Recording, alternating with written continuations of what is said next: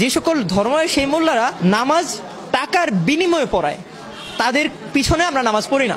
কারণ হলো সূরা ইয়াসিনের 21 নম্বর আয়াত আল্লাহ বলেছেন, তোমরা তাহাদের অনুসরণ করো যাহারা তোমাদের নিকট কোনো বিনিময় প্রত্যাশা করে না এবং হেদায়া প্রাপ্ত। যাদের পিছনে আমরা নামাজ পড়তে যাব, তারা যদি বেতনভুক্ত কর্মচারী হন, তারা বেতনের জন্য নামাজ পড়ান, বেতনের জন্য ইসলামের কথা বলেন, ধর্মের কথা বলেন, তাদেরকে তো আমরা অনুসরণ করতে পারি না।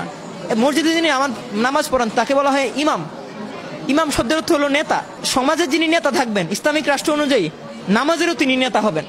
যে ব্যক্তি সমাজের নেতা না, তার নামাজ পড়ানোর কোনো অথরিটি নাই। ভাই বলতেছে যিনি সমাজের নেতা হবেন তিনি নামাজ পড়াবেন, কথাটা কিন্তু একদম ঠিক। এখন আমার কথা হলো এখানে কিছু প্রশ্ন আছে। প্রথমত, বর্তমানে বাংলাদেশ ইসলামী রাষ্ট্র না, কোরআন দ্বারা পরিচালিত হয় না, তাহলে এখন নামাজ পড়াবে কে? এই এক। আর দ্বিতীয়ত, ইসলামী রাষ্ট্র কায়েম হলে যিনি নেতা হবেন তিনি কিন্তু নামাজ পড়াবেন। এখন যিনি নেতা হবেন তাকেও কিন্তু রাষ্ট্র থেকে, রাষ্ট্রীয় কোষাগার থেকে তাকে কিন্তু বেতন দেওয়া হয়, তিনিও কিন্তু বেতনভুক্ত কর্মচারী। তাহলে ভাই যে বললো যে বেতনভুক্ত ইমামের পিছনে নামাজ হবে না, তাহলে তা কারোর পিছনেই নামাজ হবে, কারণ কেউ মুসল্লিদের থেকে বেতন নিচ্ছে আর কেউ রাষ্ট্রের কাছ থেকে বেতন নিচ্ছে। পার্থক্য কি? আর উনি তো, আর কোন হুজুর যদি নির্বাচন করে ভোটে দাঁড়ায় ইসলামী রাষ্ট্র কায়েম করার জন্য, তাহলে উনি তো ভোট দেবে না। ওনার মতো লোক তো কি দেবে না, ভোট দেবে না। তাহলে একজন ইসলামী রাষ্ট্র কায়েম করতে চাচ্ছে, আমি যদি তাকে ভোটই না দিই, তাহলে সে কখন নেতা হবে আর কখন নামাজ পড়াবে? আর তার আগ পর্যন্ত সাধারণ মুসলমান কি করবে? সকল সমস্যার সমাধান হবে, মসজিদ কেন্দ্রিক একটা সমাজ চলবে। রাসূল সাল্লাল্লাহু আলাইহি সাল্লামের সময় যিনি একটা এলাকার প্রধান থাকতেন, তিনি ওই এলাকায় নামাজ পড়াতেন।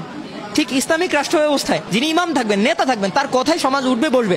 আজকে আমাদের সমাজে যারা ইমামরা আছেন, তাদের দিকে তাকালে কি দেখা যায়? তারা কি আসলেই সমাজের নেতা? উনি বলতেছে হুজুর সাল্লাল্লাহু আলাইহি ওয়াসাল্লামের জামানায় যখন কেউ নেতা হতেন, তখন সেই এলাকা কেন্দ্রিক যত সমস্যা তিনি মসজিদে বিচার করতেন।